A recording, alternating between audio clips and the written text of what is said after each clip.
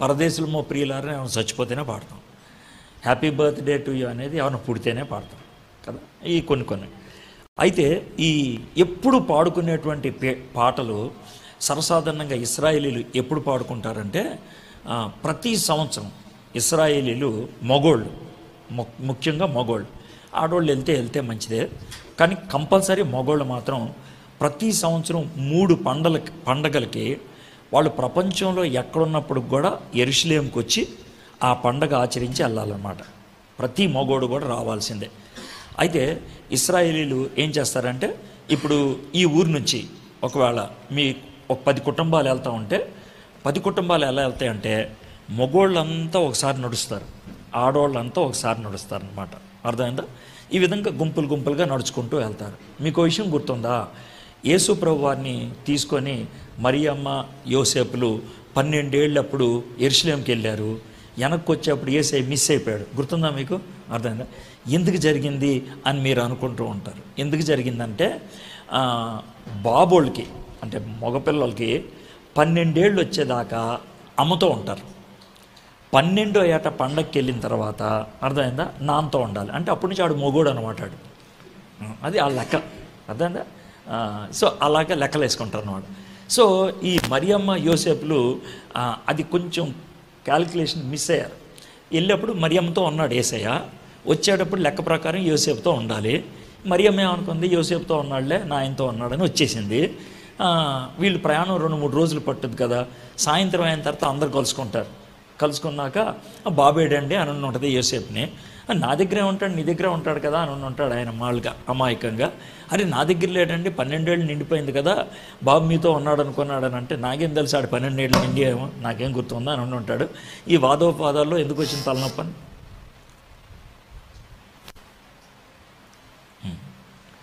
నేను చాలా మంచివాడిని కాబట్టి ఎంత ఓపిక పట్టాను.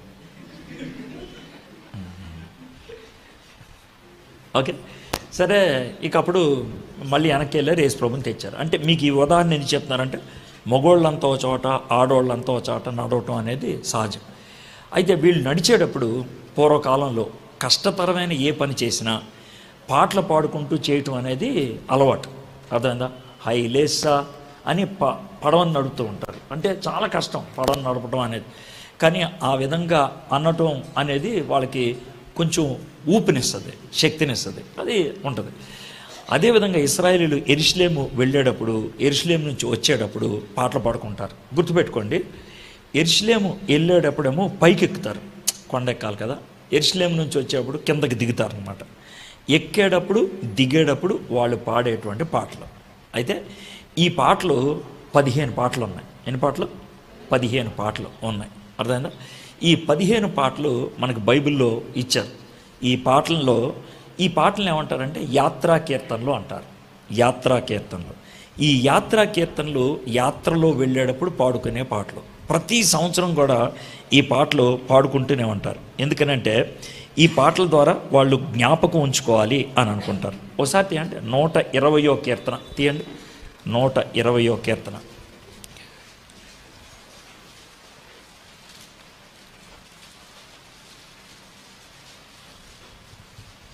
ఉందా? 120వ కీర్తన పైన యాత్రా కీర్తన ఉందా? ఓకే, 120వ కీర్తన నుంచి 134వ కీర్తన దాకా 15 కీర్తనలు అవునా? ఈ 15 కీర్తనల్ని యాత్రా కీర్తనలు అంటారు. 120 నుంచి 134 దాకా. ఇది యాత్ర చేసేటప్పుడు, అంటే యెరూషలేముకి యాత్రకు వెళ్ళేటప్పుడు వాళ్ళు పాడుకునేటువంటి పాటలు. అర్థమైందండి? ఈ 15 కీర్తనలో ఒక్క కీర్తనని సొలొమోను రాశాడు. 4 కీర్తనలు దావీదు రాశాడు. మిగిలిన 10 కీర్తనలు ఎవరు రాశారో తెలియదు.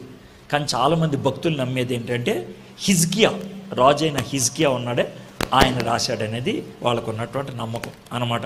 ఇవి యాత్రా కీర్తనలు. అయితే ఈ యాత్రా కీర్తనలో ఒక కీర్తన మనం ఈరోజు కలిసి ధ్యానం చేద్దాం. 128వ కీర్తన.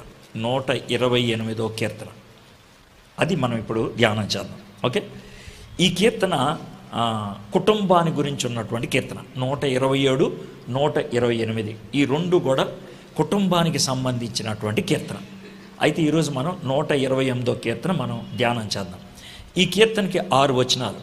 నేను ఇప్పుడు ఏం చేస్తానంటే ఈ 6 వచనాలు ఒక్కొక్క వచనాన్ని చదివి ఆ వచనంకి మనం ఎలా అర్థం తీసుకోవాలి, వాళ్ళ యొక్క ఉద్దేశం ఏంటి, మనం మన జీవితంలో ఎలా అన్వయించుకోవాలి, అలాగే మనం ధ్యానం చేద్దాం. మీలో చాలామంది నా ప్రసంగాలు విని ఉంటారు యూట్యూబ్లో కానీ లేదా. సో నా ప్రసంగం గట్టిగా ఊపేసి దడదడ వాయించేసి అలా ఉంటాయి నా ప్రసంగాలు. నేను ఇప్పుడు ప్రసంగం చేయట్లా. నేను ప్రసంగం చేస్తే దబదబా వాయించి అవన్నీ చేస్తాం, అవి ఏం చేయట్లా. ఇప్పుడు నేను చేయదలుచుకుంది ఏంటంటే బైబిల్ ధ్యానం, బైబిల్ స్టడీ, అది మనం చేసేది. కాబట్టి చాలా నెమ్మదిగా చెప్తాను, అర్థమైందా? ఈ 128వ కీర్తన ఇక్కడున్న ప్రతి ఒక్కళ్ళకి అర్థమయ్యేటట్లు చెప్తాను. అయితే పెళ్ళైన వాళ్ళకి మీ కుటుంబ జీవితం ఈ కీర్తనలో ఉన్నట్లు ఉందా లేదా అని తెలుసుకోవడానికి ఇది పనికొస్తుంది. 100% అర్థమైందా? ఏ కుటుంబం కూడా ఇలా ఉండదు, 128వ కీర్తనలో ఉన్నట్లు ఉండదు. ఎక్కడో చోట లొసుకులు ఉంటాయి. కాబట్టి మీలో చాలామందికి మొహం మాడుద్ది, అర్థమైందా? భార్య భర్త మొహం, భర్త భార్య మొహం చూసుకుంటారు. ఇప్పుడు కాకపోయినా ఇంటికి వెళ్ళైనా చూసుకుంటారు, అది పరిస్థితి. కొంతమంది మాత్రం ఎడమొహం పెడమొహం పెట్టుకొని కూడా ఉంటారు. కొంతమంది నేను నీకు చెప్తానే ఉన్నాను, ఈయన చెప్పాడు ఇప్పుడు అని కూడా అనుకుంటారు. ఇవి జరుగుతాయి, అర్థమైందా?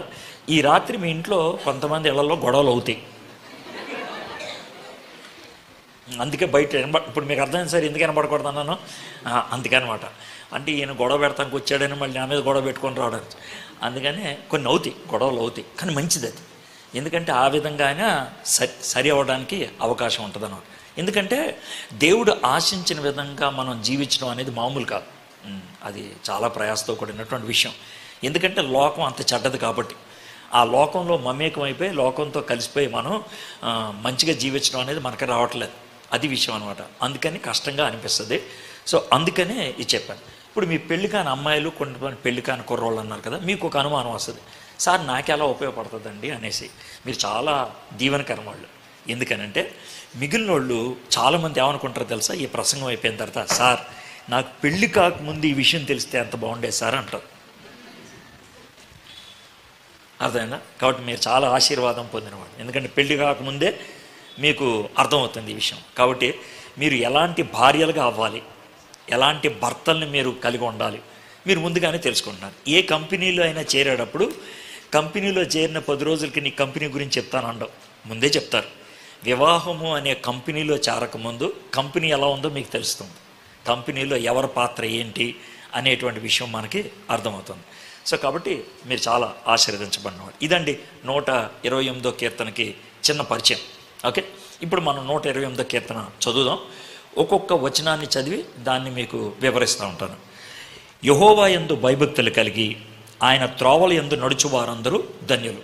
ఇప్పుడు దేవుని యొక్క కోరిక ఏంటనంటే మనల్ని ఆయన సృష్టించాడు కాబట్టి మనందరం కూడా ఆయన అనుకున్న విధంగా జీవించాలి, ఆయన ఆశించిన విధంగా జీవించాలి, ఆయన చెప్పినట్లు మనం జీవించాలి. మీకు ఒక మాట చెప్తాను జాగ్రత్తగా. ప్రపంచంలో అన్నీ కూడా దేవుని మాట తూచా తప్పకుండా వింటాయి, అన్నీ కూడా. అవి ఎదురు తిరగడానికి అవకాశం లేదు. మీకు యోనా గ్రంథం తెలుసు కదా, యోనా గ్రంథం తెలుసు కదా, ఊరినే సూచాయిక కథలాగా మీకు తెలుసు కదా.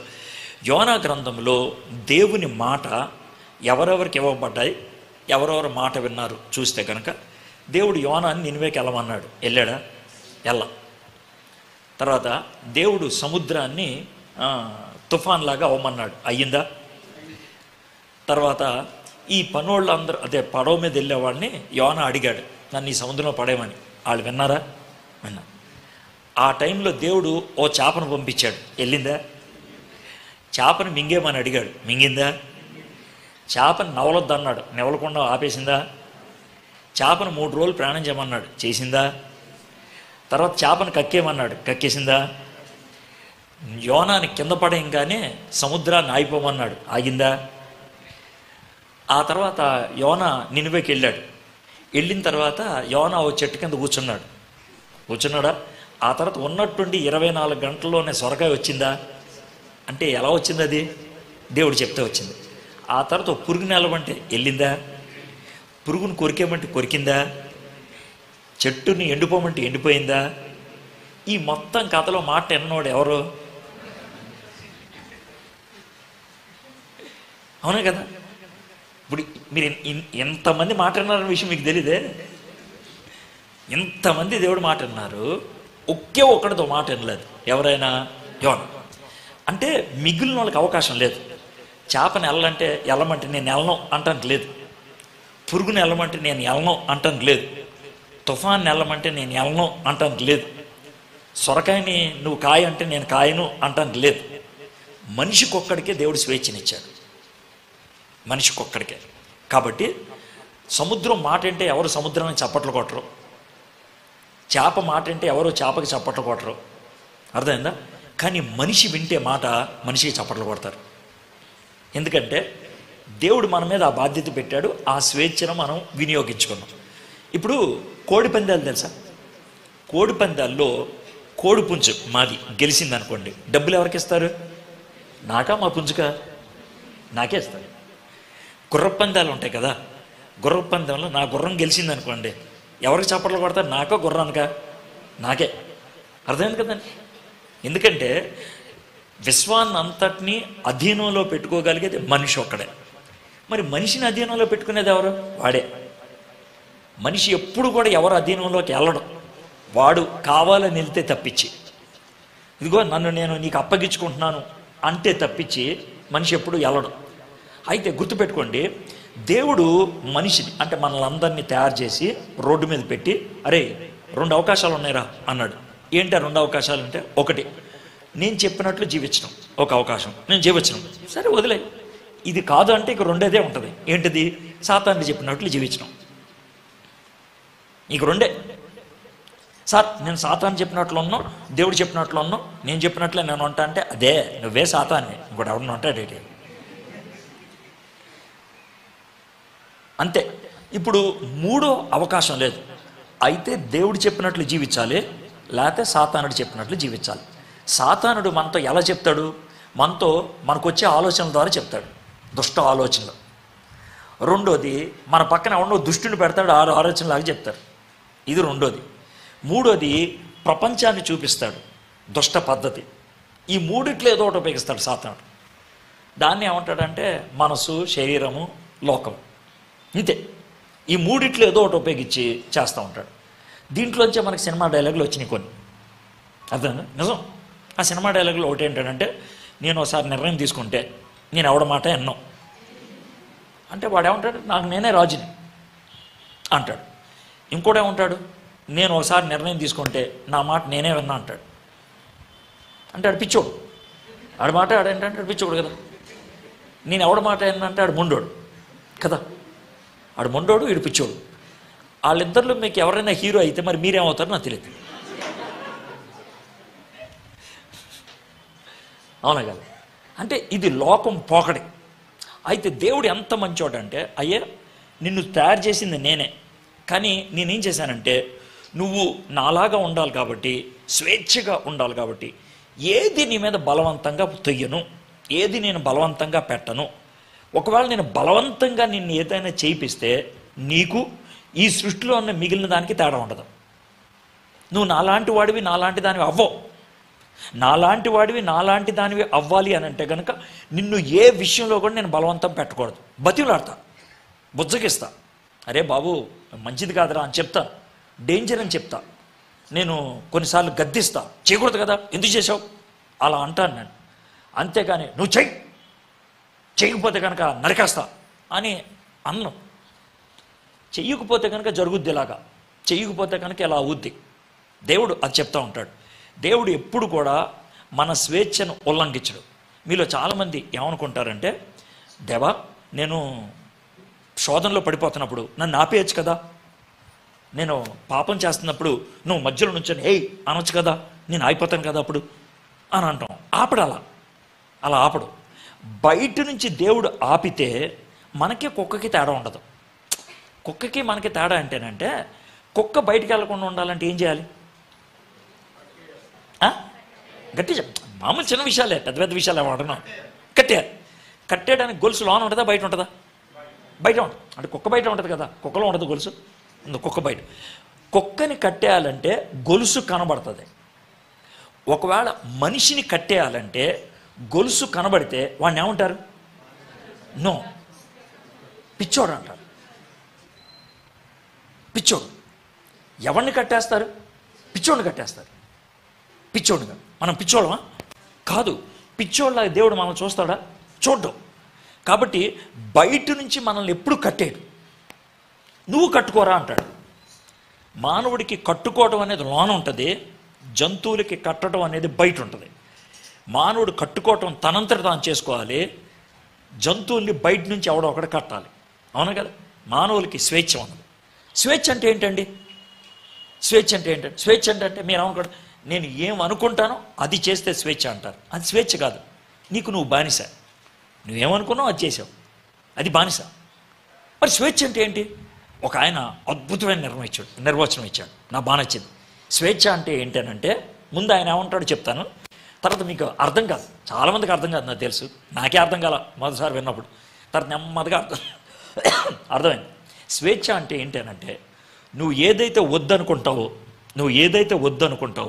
అది చెయ్యకుండా ఉంటే అది స్వేచ్ఛ అన్నాడు. నువ్వు ఏదైతే వద్దనుకుంటావో చెయ్యకుండా ఉంటే స్వేచ్ఛ అన్నాడు. అదేంటి సార్, ఏదైతే వద్దనుకుంటావో అది చేయకుండా? అర్థం కావట్లేదు సార్. ఓ చిన్న మాట, మీ కుక్కకి అన్నం వేశారనుకోండి, మీ కుక్కను వదిలిపెట్టావు అనుకోండి, కుక్క ఏం చేస్తుంది? అన్నాన్ని, కుక్కకి అన్నం కలిపి పెట్టావు గిన్నెలో, కుక్కను వదిలిపెట్టావు, కుక్క ఏం చేస్తుంది? అన్నం తినేస్తుంది. అవునా కదా? ఏమన్నా డౌట్ ఉందా? అస్సలు లేదు. అయితే కుక్కకి అన్నం పెడితే అన్నం తినకుండా ఉండలేదు. కుక్కకి అన్నం పెడితే, కుక్కని వదిలేస్తే అన్నం తినకుండా ఉండలేదు. కరెక్టా నేను? అయితే మీకు ఇష్టమైనటువంటి కొబ్బరి అన్నం, కోడి మాంసం వండారు అనుకుందాం. మీ అమ్మ ఆ వండుతున్న సందర్భంలో మిమ్మల్ని కొబ్బరికాయ తీయమని చెప్పింది, మీరు తీయనని చెప్పారు. వండే ప్రేమ. అప్పుడు మీ అమ్మకి మీకు గొడవైంది, బాగా గొడవైంది. ఆ గొడవ అయితే మీరు లోనికి వెళ్ళి మామూలుగా దుప్పటి కప్పుకొని పడుకున్నారు. ఎందుకని? మీ అమ్మ మీద మీకేమొచ్చింది? కోపం వచ్చింది. మీ అమ్మ మాత్రం కొబ్బరన్నం వండేసింది. ఇప్పుడు మొత్తం కొబ్బరన్నం వాసన కూడా వస్తుంది, నోరు కూడా వరుతుంది. కానీ మీరు మాత్రం దుప్పటి కప్పుకొని మంచం మీద పడుకున్నారు. 8:30కి అమ్మాయి అన్నం తింటాను రా అన్నారు. మీరు వెళ్తారా?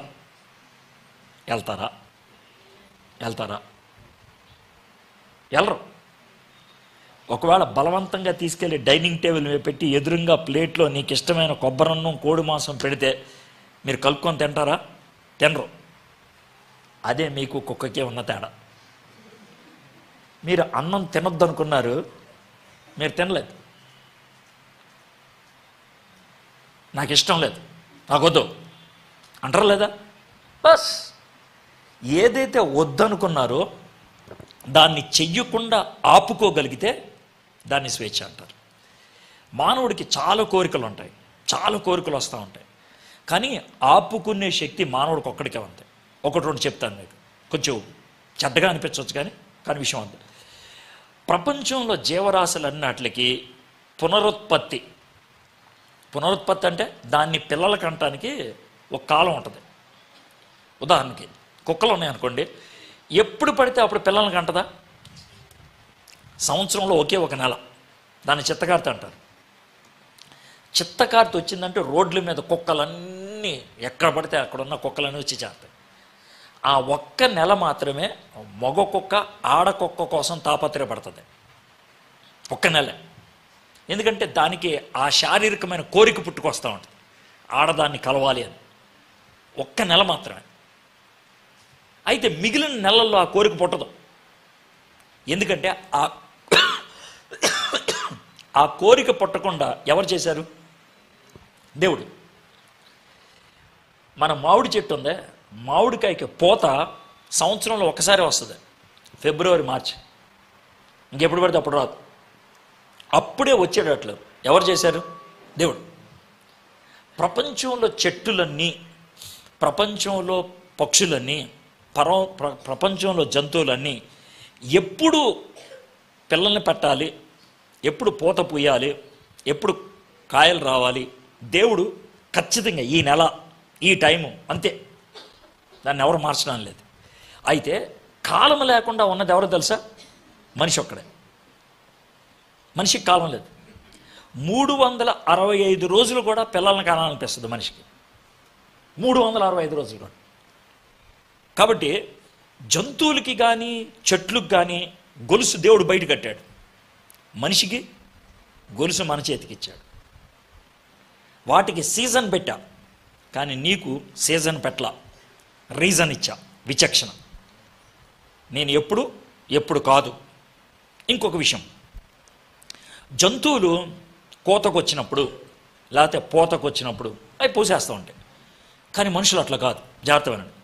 మనుషులకి 12-13 ఏళ్ళు వచ్చేప్పటికి లైంగిక చర్యలో ఉండగలిగేటువంటి కోరికలు పుడతాయి. 12-13 ఏళ్ళు వచ్చేప్పటికి 12-13. కానీ మనం పెళ్లి చేసుకునేదాకా అది చెయ్యకూడదు, దాని జోలికి వెళ్ళకూడదు అని చెప్తాం. పెళ్ళి సర్వసాధారణంగా 18, 21, 25 అప్పుడు దాకా పెళ్లి చేయరు. మన కోరిక ఎప్పుడు స్టార్ట్ అయింది? 12-13 ఏళ్ళు. పెళ్ళి ఎప్పుడైంది? 23 ఏళ్ళు. మరి ఈ 10 ఏళ్ళు ఎలాగా? ఈ 10 ఏళ్ళు నాకు తీసారా? ఫ్యాన్ నాకు తీసారు, అది తిప్పండి ఫ్యాన్. పోనా రైట్. నాకు ఫ్యాను ఏసు పడదు, నేను ఎంత మంచోడ్నో. అయ్యగారు ఫ్యాన్ ఆపేసేయండి, ఏసీ ఆపేయండి అంటే ఆయనకి ఏం అర్థం కాలేదు. పాపం బయటకు వెళ్తే కొద్దిసేపు నాకు ఏడెక్కుద్ది అన్నాడు. పర్లే వెళ్ళండి అని పోమన్నా. ఆయనకి ఇప్పటికి కూడా అర్థమైనా ఉండదు, ఈడెవడో పిచ్చోడు ఫ్యాన్ ఆపేయమన్నాడు, ఏసీ ఆపేయమన్నాడు, తలిపేసుకుని పడుకున్నాడు అని. మనకు అది ఇష్టం, హాయిగా ఉంటుంది. ఎందుకంటే ఇవన్నీ మనిషి తయారు చేసినాయి. సరదాగా అన్నట్లే. ఓకే, నాకు ముక్కు పడదు అది. అయితే మనిషి ఒక్కడే లైంగిక కోరిక 12-13 ఏళ్ళు అప్పుడు వస్తే, కానీ 20 ఏళ్ళు, 23 ఏళ్ళు, 25 ఏళ్ళు పెళ్ళయ్యేదాకా ఆపుకోవాలి. ఆ నియంత్రించుకునేటువంటి శక్తిని దేవుడు మనకిచ్చాడు. మనల్ని ఎప్పుడు తిడతారంటే, పెళ్ళి కాకముందే వ్యభిచారం చేసామనుకోండి, ఒక అబ్బాయి దగ్గరకు అమ్మాయి దగ్గరికి వెళ్ళిపోయానుకో, ఎరా కుక్కలాగా ఎందుకు చేసావరా అంటాం. ఇది మనం అనేటువంటి మాట. నియంత్రించుకోగలిగితే ధైర్యంగా చెప్పగలుగుతాం, నేను దేవుని దయ వలన ఆపుకోగలిగాను, నేను పవిత్రంగా ఉన్నాను. ఎంత స్పష్టంగా చెప్తారు చూడండి. ఇది నిన్ను నువ్వు ఆపుకోగలిగితే అది స్వేచ్ఛ.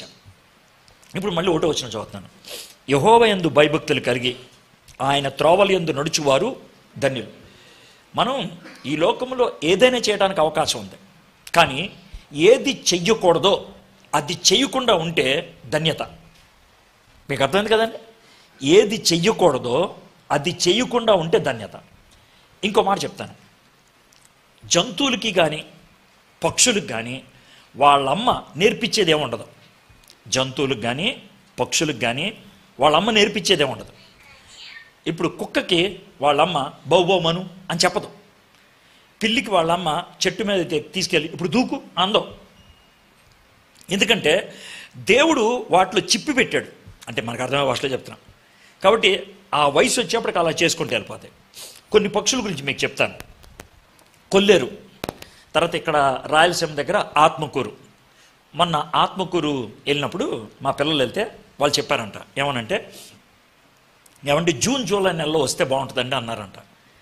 అంటే 2500 ఎకరాలు పెద్ద అడవిలాగా ఉంటుంది అనమాట. ఈ 2500 ఎకరాలు జూన్ జూలై నెలలో 240 రకాల పక్షులు వస్తాయండి అన్నారు. ఏంటంటే రావటం అని అంటే అవి వేరే చోట నుంచి వస్తాయండి. జూన్ జూలై తర్వాత ఏమైపోతాయి? మళ్ళీ వెళ్ళిపోతాయండి. అంటే పక్క ఊరు వెళ్తాయా? కాదండి.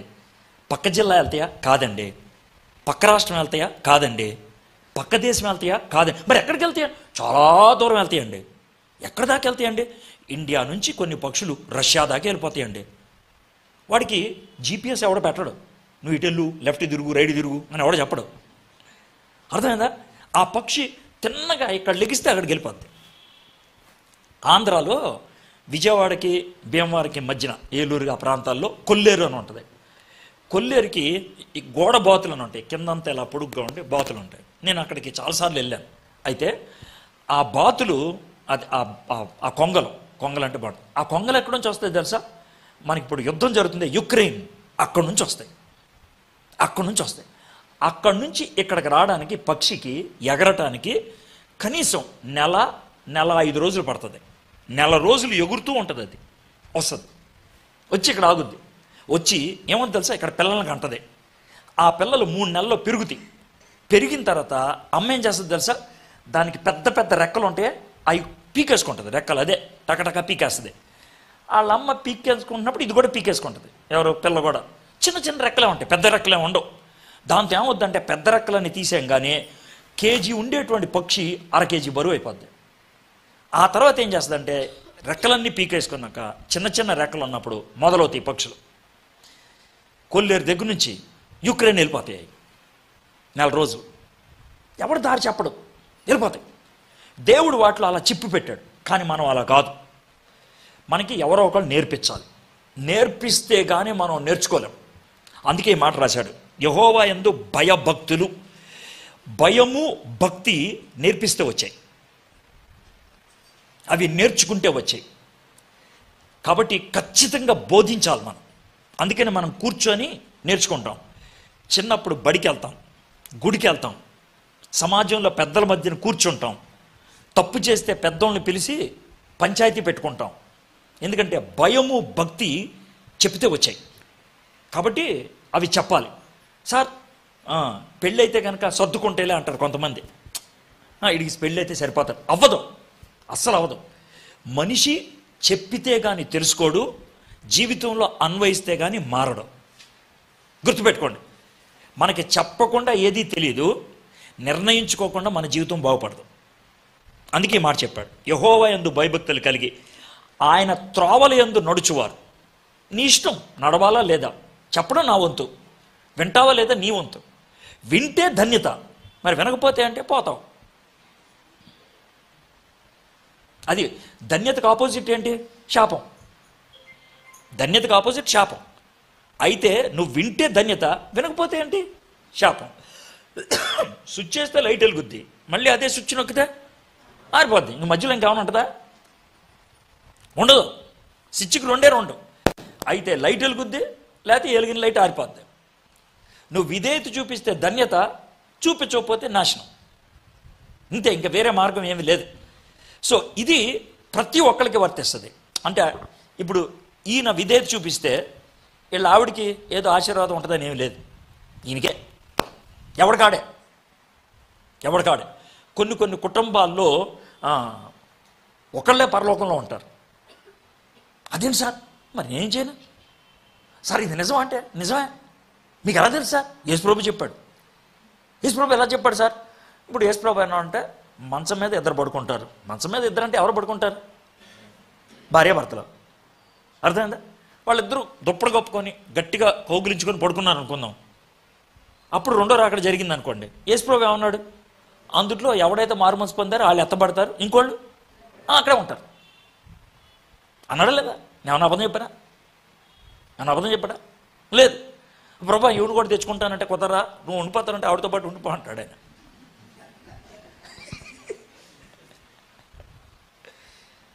ఇప్పుడు మీకు అర్థమైంది కదా.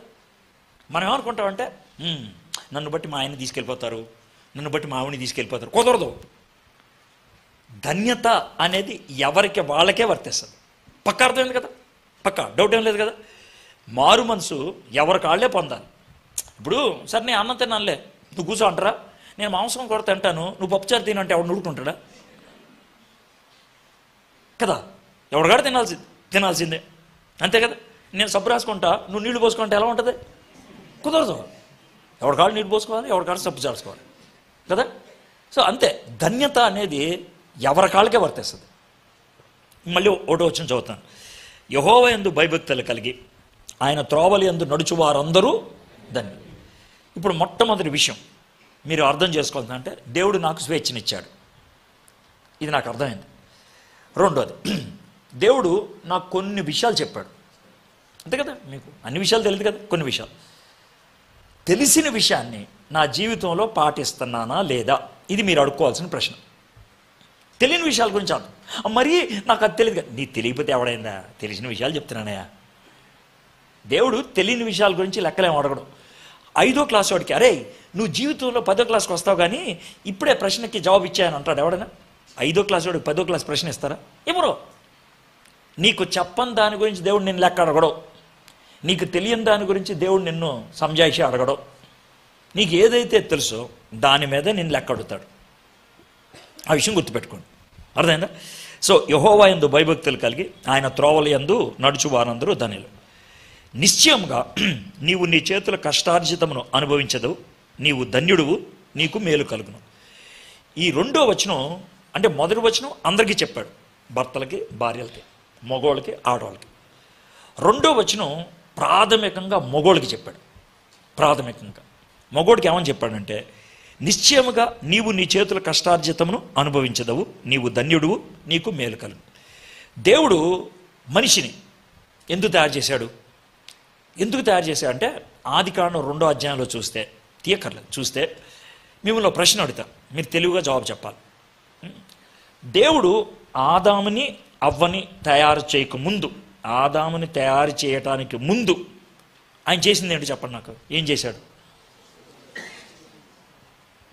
గట్టి చెప్పండి, నేనేమన్నా.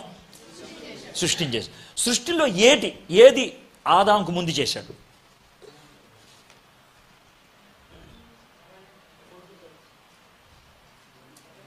ఏమంటారు?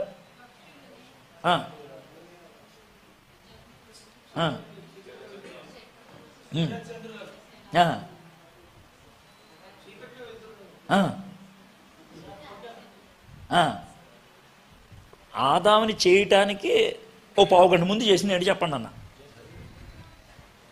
ఆదాముని చేయటానికి పావుగంట ముందు ఒకటి చేశాడు ఆయన. అదేంటి చెప్పండి అన్న. కరెక్ట్ ఆన్సర్ కాదు, జంతువులు. మట్టితో చేసింది ఆదామని కదా. ఆ మట్టితో ఆదామని చేయకముందు ఏం చేశాడు? అది ఆదామని తయారు చేసిన తర్వాత కదా.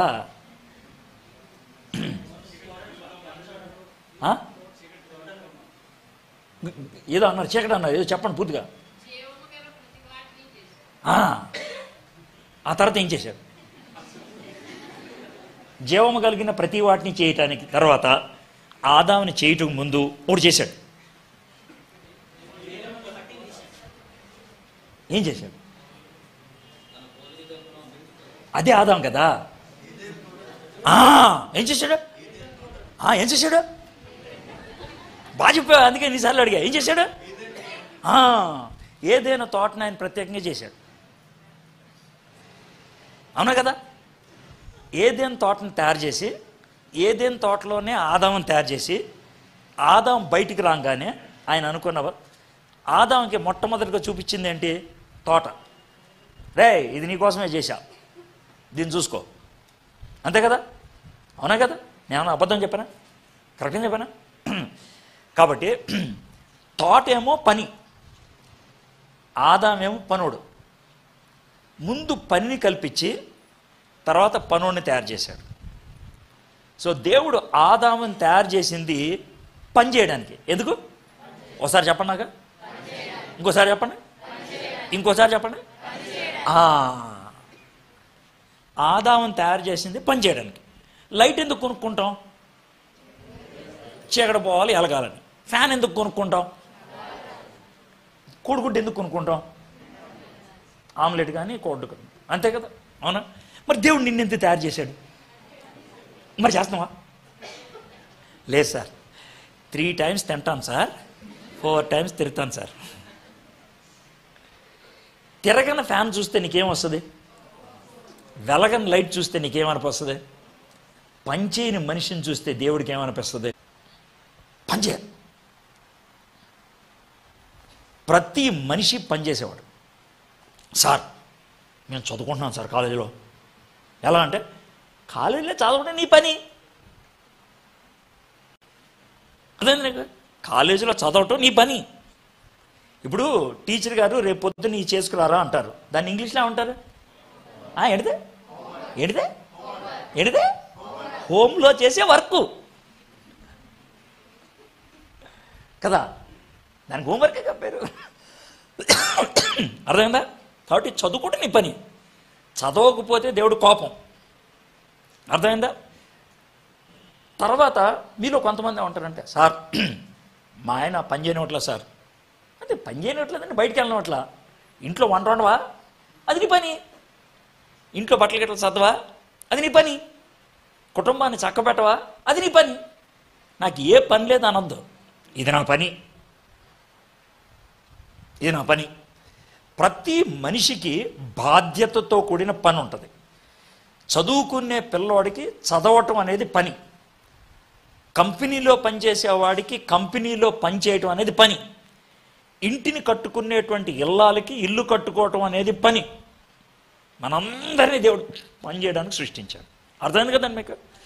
పని చేయకపోవటం పాపం. మళ్ళీ కొంతమంది కుర్రోళ్ళు ఉన్నారు, పని పాట లేకుండా ఉంటారు. సీరియస్గా ఆలోచించండి. ఏదో పని చేయండి. పెట్రోల్ బంకులో పెట్రోల్ పోయండి, ఆటో నడిపించండి, ఎవడన్నా ఇంటికి వెళ్ళి గిన్నెలు తవ్వండి, పని చేయండి. అవసరం గుర్తుపెట్టుకోండి. పని పాట లేకుండా ఉంటే దేవుడు కోపం వస్తుంది. దేవుడు పని లేనివాడిని ఎవలా తిడతాడంటే, అరే అడ్డగాడిదలాగా పెరుగో. సామెతలో ఉంటుంది ఈ మాట, అడ్డగాడిదలాగా పెరుగో. ఎంత ఉంటుంది చీమ, దాని దగ్గరికి వెళ్ళి నేర్చుకోరా అన్నాడా లేదా? అంటే అడ్డగాడిది అనలేదులే, నేను అంటున్నాను. కానీ చీమ దగ్గరికి వెళ్ళి నేర్చుకున్నాడు లేదా? నేర్చుకో. పని చేయనోడిని చూస్తే దేవుడు కోపం, పని చేయాలి. ఇక్కడ మొగోడుతో ఏమంటాడంటే, నిశ్చయముగా నీవు నీ చేతుల కష్టార్జితమును అనుభవించదు. కష్టపడి పని చేయాలి. అది దేవుడు ఆదాంకి లేకపోతే మొగోడికి ఇచ్చినటువంటి పని. ఎందుకు కష్టపడి పని చేయాలి? నీవు ధన్యుడు, నీకు మేలు కలుగునంటే భర్త పని జాగ్రత్త వినండి. భర్త చేసేటువంటి పని లేకపోతే తండ్రి చేసేటువంటి పని కుటుంబానికి గుర్తింపు అవుతుంది. కుటుంబానికి గుర్తింపు ఎలాగవుతుంది చెప్తాను. మొన్న ఈ మధ్యన శ్రీకాకుళంలో ఒక అమ్మాయి కలెక్టర్ అయింది. ఒక అమ్మాయి, చాలామంది అమ్మాయిలు కలెక్టర్ అవుతారు, పెద్ద విషయం కాదు. కానీ ఆమె గురించి పెద్ద న్యూస్ పేపర్లు అంతా కవరింగ్ ఇచ్చారు. ఎందుకు ఇచ్చారంటే, వాళ్ళ నాన్న ఆటో డ్రైవర్, ఈ అమ్మ కలెక్టర్ అయిపోయింది.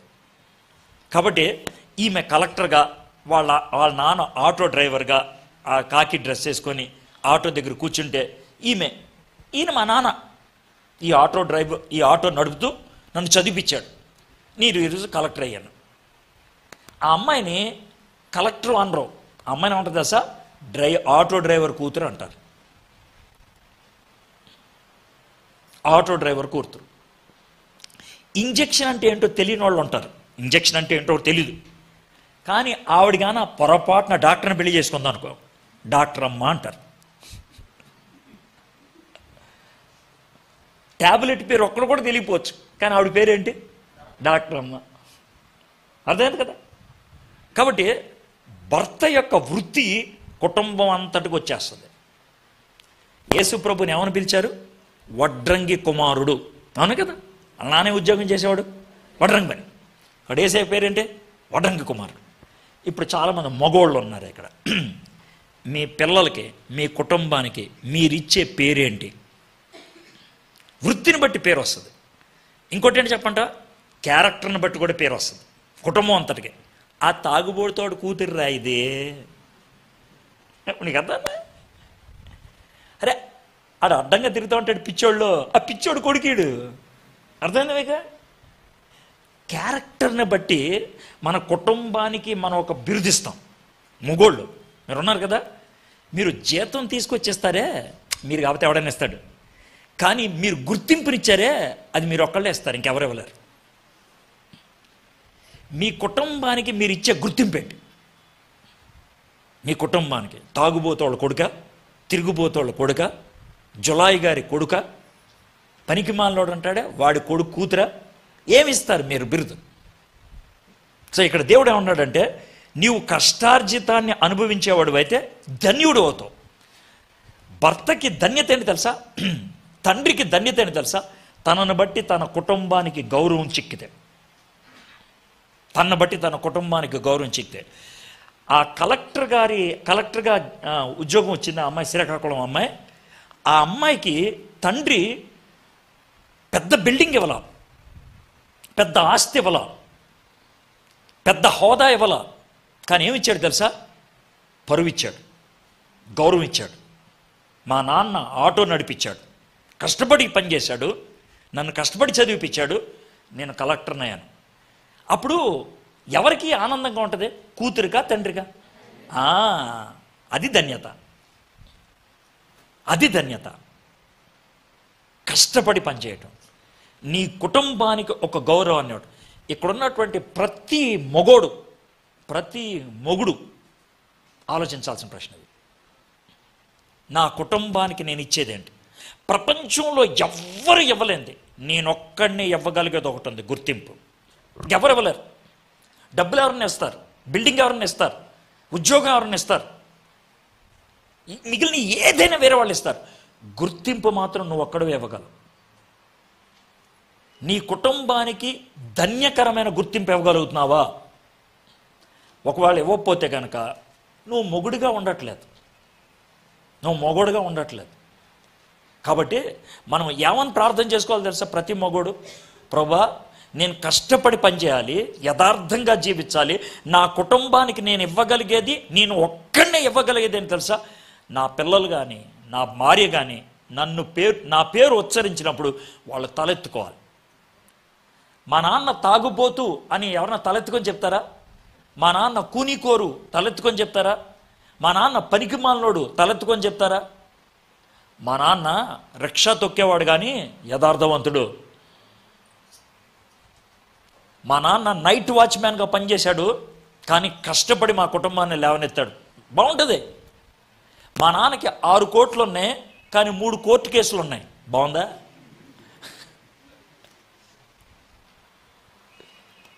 మన కుటుంబానికి డబ్బులు ఇవ్వద్దని అట్లా, డబ్బులు ఎవడైనా ఇస్తాడు, డబ్బులు ఎలాగన్నా వస్తాయి, కానీ గౌరవం పరువు రాదు.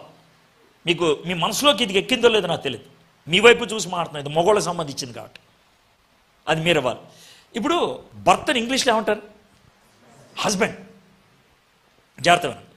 భర్తని హస్బెండ్ అని ఇంగ్లీష్లో అంటారు కదా. హస్బెండ్ అనే మాట ఎలా వచ్చిందో మీకు చెప్తా. ఆ మాటని ఎలాగ తయారు చేశారు. ఆడోళ్ళు జుట్టు ఎగిరిపోకుండా ఉపయోగించేదాన్ని రబ్బర్ బ్యాండ్ అంటారు కదా. రబ్బర్ బ్యాండ్ కనుక జుట్టుకు తగిలిస్తే అది హెయిర్ బ్యాండ్ అవుతుంది, అంతేనా? హెయిర్ బ్యాండ్ కదా. హెయిర్ బ్యాండ్ అని ఎందుకంటారు? జుట్టు విచ్ఛిన్నం కాకుండా కట్టి పెట్టుంచేది హెయిర్ బ్యాండ్. హస్బెండ్ అన్నది ఎలా వచ్చింది తెలుసా? House band. కుటుంబం విచ్ఛిన్నం కాకుండా కట్టిపట్టి ఉంచేవాడు భర్త. నువ్వు ఎంటుకలు విచ్ఛిన్నమైపోతున్నాయని రబ్బర్ బ్యాండ్ పెట్టుకుంటా ఉన్నావు. కొన్నిసార్లు చేతిలో రబ్బర్ బ్యాండ్ తెగిపోతే రబ్బర్ బ్యాండ్ ఏం చేస్తారు మీరు? ఇసురు అవతల పడేస్తారు. భర్త మొగుడు కుటుంబాన్ని కట్టిపెట్టలేక ఉండకపోతే అని ఇసిరిపడేయటమే. అది చేయకపోతే ఇంక వేసినాం, ఇంకేం చేసినా సరే. నీకు పేరు పెట్టిందే హస్బెండ్ అని అంటే కుటుంబాన్ని కట్టిపెట్టుంచేవాడివే. కుటుంబం ఒక మార్గంలో నడిపించేవాడు నువ్వు చేయాలా పని. అది నీ బాధ్యత, నీకు ఇచ్చినటువంటి బాధ్యత.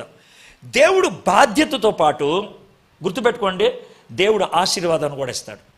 బాధ్యత ఇస్తాడు, ఆశీర్వాదం కూడా ఇస్తాడు. భర్తకి బాధ్యతగా ఇచ్చింది ఏంటంటే కుటుంబాన్ని చూసుకో. మరి ఆశీర్వాదంగా ఇచ్చింది ఏంటి తెలుసా? భర్తకి ఒక పొజిషన్ ఇచ్చాడు కుటుంబంలో, ఒక స్థానం. ఏంటి తెలుసా? భర్త కుటుంబానికి ఏమవుతాడు? క్యాప్టెన్. ఏమవుతాడు? క్యాప్టెన్. ఇప్పుడు గుర్తుపెట్టుకోండి, 11 మంది వెళ్ళి క్రికెట్ ఆడతారు. అయితే షీల్డ్ ఎవరు తీసుకుంటాడు? క్యాప్టెన్. అవునా కదా? 11 మంది వెళ్ళి ఆడారు, ఓడిపోయారు. ఎవరిని పిలిచి తిడతారు? తిట్టినా మెచ్చుకున్నా ఎవరుంటారు ముందు? భర్తే. దేవుడు ఆ బాధ్యత ఇచ్చాడు. రే, నీకు బాధ్యత ఇస్తున్నా కుటుంబం అంతటిని చూసుకోవటం. ఈ బాధ్యతతో పాటు నీకు చక్కటి ఆశీర్వాదం ఇచ్చా. నువ్వు బాగా జీవిస్తే దండేసేది నీకే, బాగా జీవించకపోతే చెప్పు తీసుకొని కొట్టేది కూడా నిన్నే, అంతే కదా. ఏదైనా తోటలో ఫస్ట్ పండు తిన్నది ఎవరు? అవ్వ. కానీ దేవుడు ఫస్ట్ ఎవరిని అడిగారు? అదేంటి సార్, అవ్వక తిన్నది దేవుడికి తెలీదా? తెలుసు. కానీ ఆదాముని ఎందుకు అడిగాడు? రే, అవ్వ తిన్నా నిన్నే అడుగుతాను రా. ఏ అంటే నువ్వు క్యాప్టెన్గా. ఇప్పుడు మీలో చాలామంది, సార్ నా పెళ్ళం అటు ఇటు తిరుగుతుంది సార్, నా కొడుకు పనికిమాలినోడు అయిపోయాడు సార్, నా కూతురు ఎవరితోనే తిరుగుతుంది సార్ అని నిన్నే అడుగుతాను రా. నిన్నే అడుగుతా. నువ్వు క్యాప్టెన్గా నిన్ను అడుగుతా. ఇది నాకున్నటువంటి లెక్క. హస్బెండ్ అంటే అది విషయం. బాధ్యత స్వీకరించేవాడు. తర్వాత చప్పట్లు కొట్టించుకునేది నువ్వే, చెప్పులతో కొట్టించుకునేది కూడా నువ్వే. ఇప్పుడు మళ్ళీ 2వ వచనం చదువుతా. నిశ్చయముగా నీవు నీ చేతుల కష్టార్జితమును అనుభవించదవు, నీవు ధన్యుడువు, నీకు మేలు కలుగు. ఇదైపోయిందా? ఇప్పుడు 3వ వచనం కొద్దాం. నీ లోగట నీ భార్య ఫలించు ద్రాక్ష వల్లి వలె ఉంటారు. ఇప్పుడు భార్యల గురించి, ఇప్పుడు దాకా మొగల గురించి చెప్పాను కదా, మీరు సంకలు కొట్టేసుకుంటూ ఉంటారు. ఏ వేస్తాను అన్నాడు. మా సార్ని నెలకోసారి పిలిచి మా ఆయన్ని ఫుల్గా రౌండ్ ఇచ్చేస్తే బాగుంటుంది అనుకుంటూ ఉంటారు. ఇప్పుడు భార్యని దేంతో పోల్చారు? ద్రాక్ష వల్లి. ద్రాక్ష వల్లి అంటే ఏంటి తెలుసా? తీగ, ద్రాక్ష తీగ. ద్రాక్ష తీగ ఫలించాలంటే దేని మీద ఉండాలి? ద్రాక్ష తీగ దాన్ని ఏమంటారు? సపోర్ట్ని ఏమంటారు? పందిరి. ఏంటది? పందిరి. భార్య ద్రాక్ష వల్లి అయితే భర్త ఏమవుతాడు? పందిరి. అర్థమైంది కదండి? పందిరి ఉన్నది, ఏ చెట్టు లేదు, ఆ పందిరిని ఏమంటారు? పందిరి. ఏం పందిరి? సార్ పందిరి ఊరినే కట్టారు సార్ అంటారు.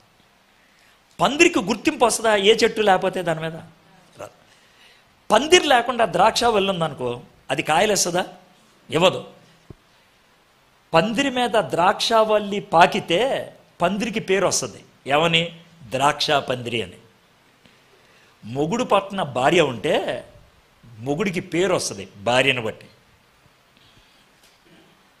అంటే మామూలుగా అర్థమయ్యే భాషలో చెప్పేస్తున్నాను. అందుకనే ఏమంటారు తెలుసా? భార్యాభర్తలు పక్క పక్కనుంటే పరిపూర్ణం. రేమండ్స్ వర్డ్ ఏమంటాడు తెలుసా? కంప్లీట్. కంప్లీట్ మ్యాన్ ఎప్పుడవుతాడో పక్కన ఇంకో ఆవిడ ఉంటే, లేకపోతే లేదు. పూర్వకాలంలో భారతదేశంలో కొన్ని పూజలు చేయడానికి భార్య చచ్చిపోతే పనికిరాడు ఆయన. భార్యాభర్తలు ఇద్దరు కూడా వెళ్ళాలి, చేయాలి. అది పరిపూర్ణం. ఇక్కడ స్పష్టంగా అన్నాడు, భార్య ద్రాక్ష వల్లి అంటే వెనక కింద ఉండాలా? పందిరి ఉండాలి. భర్తని ఇంగ్లీష్లో ఏమంటారన్నాను? దానికి మీకు అర్థం చెప్పాను, పక్క అర్థమైంది కదా. భార్యను ఇంగ్లీష్లో ఏమంటారు? వైఫ్. వైఫ్ అనే పదం ఎక్కడి నుంచి వచ్చిందంటే వీవర్. వీవర్. వీవర్ అంటే ఏంటి చెప్తాను. ఎంబ్రాయిడరీ వర్క్ తెలుసా మీకు? ఎంబ్రాయిడరీ వర్క్లో 2 చెక్క రింగులు వాడతారు, అవునా? చెక్క రింగుల మధ్యన బట్ట బిగిచ్చేసి, అర్థమైందా? ఈ చెక్క రింగుల్లో ఎంబ్రాయిడరీ చేస్తూ ఉంటారు. ఈ చెక్క రింగులేమో భర్త, మధ్యలో ఎంబ్రాయిడరీ వర్క్ ఎవరు? భార్య. కుటుంబం విచ్ఛిన్నం కాకుండా కట్టిపట్టుంచేవాడు భర్త. ఇది భర్త బయట నుంచి దాడి రాకుండా ఆపితే భార్య లోన అల్లేస్తూ ఉంటుంది, కట్టేస్తూ ఉంటుంది కుటుంబం. కుటుంబం బాగుండాలంటే భర్త బాగా పనిచేయాలా, భార్య బాగా పనిచేయాలా? చెప్పండి నాకు. కుటుంబం బాగుండాలంటే భర్త బాగా పనిచేయాలా, భార్య బాగా పనిచేయాలా? మళ్ళీ అడుగుతాను, మీరు చెప్పేదాకా 100 సార్లు అయినా అడుగుతాను, మీకు చిరాకు వచ్చి ఇంటికి వెళ్ళిపోవాలి. కానీ కుటుంబం బాగుండాలంటే భర్త బాగుండాలా, భార్య బాగుండాలా? కుటుంబం బాగుండాలంటే భర్త బాగుండాలా, భార్య బాగుండాలా? మీరు కొంతమంది మాత్రం నవ్వుతూ ఉన్నారు, వాళ్ళు కూడా నోరు తెస్తారు. కుటుంబం బాగుండాలంటే భర్త బాగుండాలా, భార్య బాగుండాలా? అర్థమైంది కదా. కాబట్టి దీని మాలనే నా బతుకంత ఎలా అయిపోయింది, ఈడు మాలనే నా బతుకంత ఎలా అయిపోయింది. ఇప్పుడు కరెక్టా కాదు? మీకు అర్థమైంది కదా ఇప్పుడు ఎంత పక్కగా. భార్యకి దేవుడు పనిచ్చాడు, భార్యకి విలువైన హోదా ఇచ్చాడు, అల్లేసేది నువ్వే. భర్తకు స్థానం ఇచ్చాడు, కట్టిపెట్టించేది నువ్వే. నువ్వు కట్టిపెట్టించకపోతే ఆవిడ ఇల్లు అలకలేదు, ఆడు కట్టిపెట్టించాడు, నువ్వు అలకపోతే కనుక పని పూర్తి కాదు, అవునా కదా. ఎంత స్పష్టంగా ఉంది. ఈమె అల్లుకుపోయేది. అయితే ద్రాక్షవల్లి పందిరి మీద ఆనుకుండిపోద్ది, పందిరి పోకుండా నిలబడి ఉంటుంది. భర్త తట్టుకునేవాడు, భార్య ఆనుకునేది. అది స్పష్టంగా ఉంది. ఇది దేవుడు మానవులను అట్లా తయారు చేశాడు. ఇప్పుడు జాగ్రత్త ఉంది. భర్త తట్టుకునేవాడంటే గట్టిగా ఉండాలి, అవునా కదా. మగోళ్ళ యొక్క శరీరం గట్టిది, మగోళ్ళ యొక్క మనస్సు గట్టిది, మగోళ్ళ యొక్క బుద్ధి గట్టిది. సార్ వీడు మొండోడు సార్ అంటే దేవుడే అని అలా తయారు చేశాడు, ఏం చేద్దాం. అర్థమైందా? అయితే మగోడు గట్టిగా ఉంటే నిలబడి ఉంటాడు, భార్య మెత్తగా ఉంటే గుర్రం తిరుక్కుంటే వెళ్ళిపోద్ది. సార్ నా పెళ్ళం మెత్తగా ఉంటుంది సార్ అని మనం దేవుడే చేశాడు అలాగా. శరీరం మెత్తగా ఉంటుంది, మనసు మెత్తగా ఉంటుంది, దేవుడు చేశాడు అలాగా. అర్థమైందా? అందుకే భర్త గట్టిగా ఉండేవాడు కాబట్టి భర్త తిన్నగా ఆలోచించేవాడు కాబట్టి చూడండి, భర్తని ఏమంటారంటే పాయింటర్ అంటాడు. అంటే మనోడు నిక్కచ్చిగా మాడతాడు అనమాట, అడిగి పాయింట్లు కావాలి. ఉదాహరణకి భార్య ఇంట్లో ఒక్కదే ఉంది, భర్త ఎక్కడికి వెళ్ళాడు, వచ్చేటప్పటికి భార్య దగ్గరికి ఎవడో ఒకడు వచ్చి గొడవ పెట్టేసి వెళ్ళిపోయాడు. ఇప్పుడు భార్య భర్తకి చెప్పాలి, ఎలా చెప్పుద్దో చెప్తాం. ఏమంటుందంటే, ఏమండి ఆడొచ్చాడండి అంటే, ఎవడే? అదేనండి ఆడొచ్చాడండి, ఆడు బట్టలు కూడా పెట్టుకో. ఎవడే అంటే, సరిగ్గా బట్టలు కూడా పెట్టుకోలేదండి, కూర్చోమంటే ఎవడే? ఆడు కూర్చోమంటే కూర్చొని కూడా కూర్చోలేదండి, నీళ్ళు ఇస్తే ఎవడే అంటే ఆ పేరు చెప్పదు, బాగా అల్లేస్తూ ఉంటుంది. ఆడున్నది 5 నిమిషాలే, ఆడు 5 నిమిషాలు ఏం చేసాడు, ఇవాడు 30 నిమిషాలు చెప్పుద్ది. వాడు మొత్తానికి పేరు చెప్పుద్ది. వచ్చి ఏమన్నాడంటే, ఈ భర్తకి ఆడు ఎలా వచ్చాడో అనవసరం, ఆడు ఎప్పుడు వచ్చాడో అనవసరం, ఈ భర్తకి కావాల్సిందల్లా వచ్చి ఏం చేశాడు అది కావాలి. కానీ భార్య అలా కాదు, వాడు ఎలా వచ్చాడు, ఏం చేశాడు, ఎంతసేపు ఉన్నాడు, ఎలా ఉన్నాడు, ప్రతి డీటెయిలు కావాలి. భర్త ఏమో పాయింట్లు కావాలి, భార్య ఏమో పెయింట్ వేస్తూ ఉంటుంది. మీ ఇంట్లో జరిగే విషయాలు చెప్తాను. ఎలాగంటే, భర్త వాళ్ళ ఇంటికి ఫోన్ చేశాడు, 40 నిమిషాలు మాట్లాడాడు. పక్కెళ్ళి మాడుతూ ఉంటాడు కదా, ఓ గడగడ వచ్చాయి. ఏమండి ఎవరిదండి? మా నాన్నతో మాట్లాడానులే. ఏమన్నారండి, ఏంటి విషయాలు? అందరు బాగున్నారంట, రేపు పొద్దున పెళ్లి సంబంధాలు వస్తున్నాయంట. అంతే. ఈ 40 నిమిషాలు మాట్లాడింది 40 సెకండ్లు చెప్తాడు, అంతే. చెప్పు కూర్చుంటాడు. ఈవిడికి ఏం అర్థం కాదు, 40 నిమిషాలు మాట్లాడాడు, ఏం మాట్లాడాడు. అయితే ఈ భార్య ఉన్నదే, వాళ్ళ ఇంట్లో వాళ్ళకి 5 నిమిషాలు మాడుతుంది. ఫోన్ చేసింది, ఏంటి ఎవరితో మాడుతుంటే, మా అమ్మోళ్ళతో. ఏమైందంటే, మరేనండి అని 5 నిమిషాల్లో ఏం ఫోన్లో మాట్లాడిందో అరగడ చెప్పుద్ది.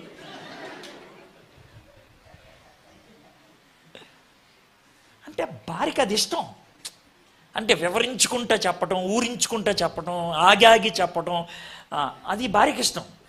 భర్తకి అంత సింగినాదం అవసరం లేదు, జరిగింది ఇదే బాగా అయిపోయింది. ఇది భర్త పద్ధతే, ఇది భార్య పద్ధతి. దేవుడు అలా చేశాడు.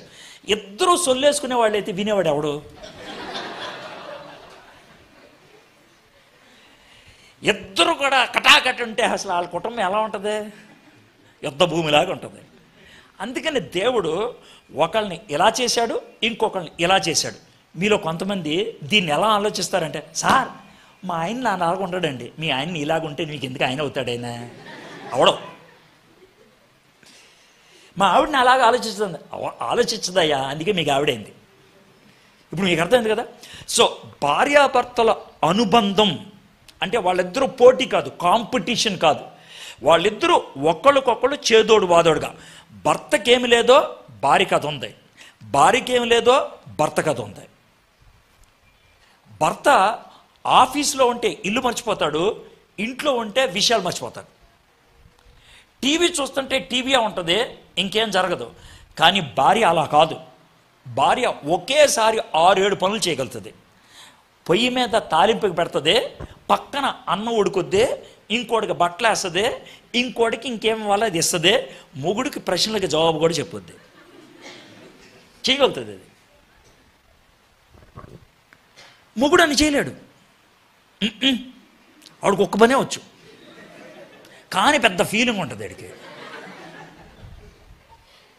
ఒకవేళ కనుక వాళ్ళ భర్త న్యూస్ పేపర్ చదువుతున్నప్పుడు ఏమన్నా అడిగా, జస్ట్ పేపర్ చదువుతున్నానా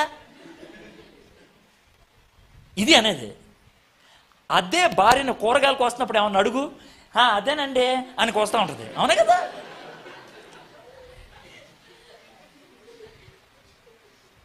కాబట్టి పెద్ద నువ్వేం ఫీల్ అవ్వక్కర్లేదు, నేను పెద్ద పోటుగాండి, నేను నీకు రెండో పని చేయటం రాదా.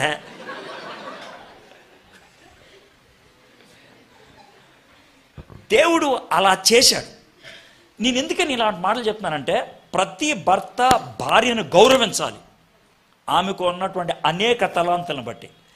ప్రతి భార్య భర్తను అభిమానించి గౌరవించాలి. ఏమనంటే భర్త తనకు గుర్తింపునిచ్చాడు కాబట్టి. ఇలాంటి తలంపు ఉన్నప్పుడు కుటుంబం అన్యోన్యంగా ఉండగలుగుతుంది.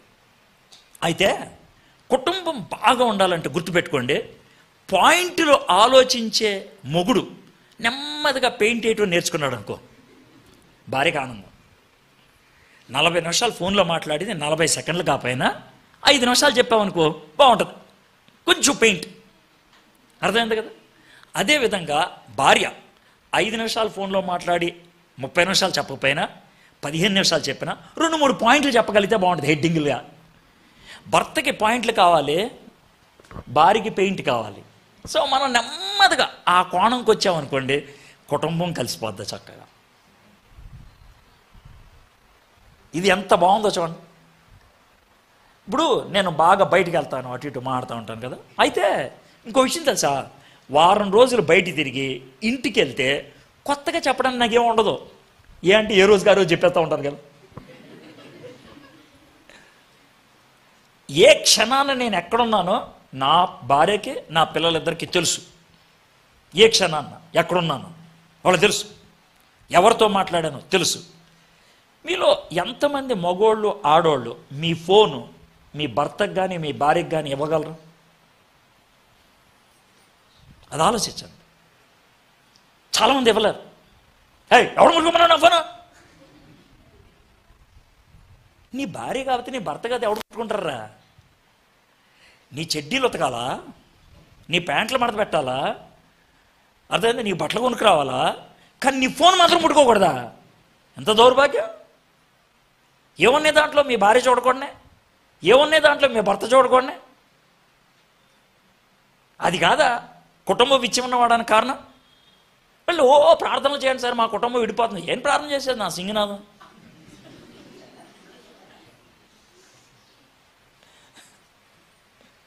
ఇప్పుడు ఆలోచించండి, తేడాలు ఎక్కడ వస్తున్నాయి ఆలోచించండి. గోప్యంగా దాచిపెట్టేసుకోవటం. భర్త భార్యలు బట్టలిప్పి ఒకరితో ఒకళ్ళు కలిసి పడుకోగలరు, కానీ మనసిప్పి మాట్లాడుకోలేరంటే దాన్ని ఏమంటారు? మనసిప్పకుండా బట్టలిప్పి ఇద్దరు కలవగలిగేది వేశ్య దగ్గరే. నీ భార్య భర్తలు వేశ్యరకం చేస్తున్నారా? మనసులు కలవలేదే, హృదయంలో ఉన్న చెప్పుకోవే, కానీ అన్ని పనులు చేస్తావే. అది సంసారం అవుతుంది, వ్యభిచారం అవుతుంది. సంసారంలో శరీరాల కలయికతో పాటు మనసులు కలవాలి. అది ఇక్కడ అన్నది. నీ లోగిట నీ భార్య ఫలించు ద్రాక్షవలి. నీ లోగిట, బయట కాదు, అది నీ లోగిట. నువ్వు ఇలా చేతులు కట్టిపెట్టుంటే లోన్ అన్నది ఆమె, బయట లేదు. ఆమెను భద్రపరుస్తున్నావు. లోనుండి ఆమె పుష్పిస్తూ ఉన్నది, లోనుండి ఆమె ఫలిస్తూ ఉన్నది. నువ్వు కావాల్సిన శక్తినిచ్చావు, ఫలం నీ భార్య ద్వారా వస్తుంది. ఇది కుటుంబ వ్యవస్థ. ఇది దేవుడు చెప్తున్నటువంటి మాట. మరి అలాంటి పరిస్థితులు ఉన్నాయా? ఇప్పటికి మనం 2:30 వచ్చినా ధ్యానం చేసింది మొదలుపెట్టి 45 నిమిషాలు అయింది. ఇంకా 3:30 ఉంది. ఇదే స్థాయిలో వెళ్తే మీ కోపం వచ్చి నా మీద నన్ను ఎరగబోతారు, కాబట్టి స్పీడ్కి వెళ్ళిపోతాం. నీ భోజనపు బల్ల చుట్టూ నీ పిల్లలు ఒలీవ మొక్కల వలె ఉందరు. భర్త ఏమో పందిరి, భార్య ఏమో ద్రాక్ష వల్లి, పిల్లలు ఏంటంట ఒలీవ మొక్కలు. ఒలీవ మొక్కలు అని ఎందుకు అన్నాడు? ఒలీవ మొక్కలు. ఇక్కడ చాలామంది ఇప్పుడు భర్తలతో మాట్లాడా, భార్యలతో మాట్లాడా, ఇప్పుడు పిల్లలతో మాట్లాడుతున్నా. కుటుంబం అందరికీ ఉన్నది ఇక్కడ. పిల్లలు ఒలీవ మొక్కలు అని అన్నప్పుడు ఎందుకు అన్నారంటే, ఒలీవ చెట్టు కానీ ఖర్జూరపు చెట్టు కానీ, అర్థమైందా, కొత్తగా మనం పెంచాలి అనుకుంటే అది కాయలు కాయడానికి 5 నుంచి 7 సంవత్సరాలు పట్టుద్ది కొత్తగా. అయితే హైబ్రిడ్ పద్ధతి ఒకటి ఉంటుంది. ఏంటి ఆ పద్ధతి అంటే, బాగా ముదిరిపోయిన చెట్టు ఉంటుంది, ముదిరిపోయిన చెట్టు కింద పిలకలు వస్తాయి. ఆ పిలక పీకేసి వేరే చోట పాతి పెట్టామనుకో, వచ్చే సంవత్సరమే కాయ వచ్చేస్తుంది. ఇక్కడ ఒలీవ మొక్క అనే మాట ఎందుకు అన్నాడంటే, భర్త కుటుంబాన్ని కట్టిపెట్టేవాడైతే, భార్య కుటుంబాన్ని అల్లుకుంటూ కట్టేదైతే, పిల్లలు ఉంటారు చూసా, చిన్నప్పుడే, చాలా చిన్నప్పుడే ఆత్మీయ పరిపక్వత వచ్చేస్తుంది. మర్యాద ఉంటుంది, ప్రేమ ఉంటుంది, జాగ్రత్త ఉంటుంది. గుర్తుపెట్టుకోండి, మర్యాద, భక్తి, జాగ్రత్త చెప్పితే వచ్చేకో, మళ్ళీ చెప్తున్నా, మర్యాద, భక్తి, జాగ్రత్త, యథార్థత చెప్పితే వచ్చేది కాదు, చూస్తే వచ్చేది. మీరు భక్తిగా ఉంటే మీ పిల్లలు చూసి నేర్చుకుంటారు. మీరు మోకరించి ప్రార్థన చేయటం చూస్తే మీ పిల్లలు మోకరిస్తారు. మీరు కుటుంబ ప్రార్థన ఉండదు, చర్చికి వెళ్తే కూడా కాలు మీద కాలేసుకొని, తప్పేం కాదు కాలు మీద కాలేసుకోవటం కోసం. మర్యాద ఎవరు దేవుని సన్నిధికి. మరి పిల్లలు ఎక్కడి నుంచి ఇస్తారు? సరే కూర్చోరా అంటే వాడు మనసులో అనుకో, నువ్వు కూసో నన్ను కూసోవు అంటావు. ఆ లోన్ అనుకుంటాడు, బయట చెప్పలేక అలా ఉంటాడు. అర్థమైందా? వాడు సిగరెట్ సిగరెట్లు తాగకూడదు, రే పెచ్చోళ్ళు తాగున్నా నువ్వు తాగుతున్నావు తాగదట్టరా అంటాడు. ఆడు గుర్తుపెట్టుకోండి, పిల్లలు అమ్మా నాన్న దగ్గర నుంచి విని నేర్చుకునేది 10% అయితే చూసి నేర్చుకునేది 90%. పిల్లలకి అమ్మా నాన్నలు ఏం చూపిస్తున్నారు, ఇది అమ్మా నాన్నలకు చెప్పే మాట అయితే, పిల్లలు మీరు చూసి ఏం నేర్చుకుంటున్నారు, ఎలా బతుకుతున్నారు. మీ నాన్న కష్టపడతా ఉంటాడు, మీరు ఎలా బతుకుతున్నారు. మొన్న ఒక కుర్రోడు ఫోన్ చేసి అన్న చాలా దుఃఖంగా ఉందన్న, చచ్చిపోవాలనిపిస్తుంది అన్న అని అన్నాడు. ఏమైందా అన్న నేను ఇంజనీరింగ్ చదువుతున్నానన్న, 3వ సంవత్సరం, నాకు అసలు బతకాలని లేదన్న. ఏ అమ్మాయి వదిలేసిందా అన్న? అవునన్న వదిలేసిందన్న.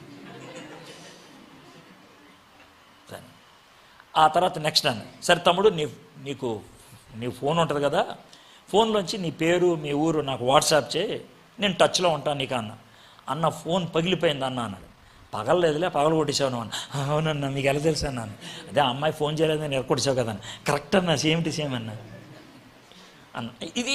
ఇదేదో ప్రవచనం కాదు, లేకపోతే ఏదో దివ్య దర్శనమేం కాదు, మామూలుగా జస్ట్ చెప్పాను, టక్మన పడింది రాయి, అంతకంటే కాదు. ఆ తర్వాత మీ నాన్న ఏం చేస్తాడన్నా? మా నాన్న కూలి పని చేసుకుంటాడన్నా. ఇప్పుడు ఆయన నేను ఎలా తిడతా మొదలు పెడతానా? సిగ్గులేదురా, మీ నాన్న కష్టపడి కూలి పని చేసి నీకు డబ్బులు ఇస్తే అమ్మాయిల చుట్టూ తిరుగుతుంటావా? వాడిని దగ్గర ఒకవేళ ఉంటే కనుక ఆయన ఏం చేస్తారు మీరు? షర్టు ప్యాంటు ఇప్పేసి చెట్టుకేసి కట్టి ఎరగబాదరా? చెప్పండి నాకు బాధరా? అమ్మాయిలు అబ్బాయిలు మీలో చాలామంది ఆ బ్యాచ్. మీ అమ్మా నాన్నలు కష్టపడి మిమ్మల్ని చదువుకోండిరా అని పంపిస్తే, మీ అమ్మా నాన్నలు కష్టపడి మీరేదో పోటుగాళ్ళని మీకు ఏదో వస్తువులు ఇస్తే దాన్ని దుర్వినియోగం చేసుకొని మీ జీవితాన్ని పాడు చేసుకుంటే మిమ్మల్ని ఏం చేయాలి? ఎర్రగా బాధేసేయాలి.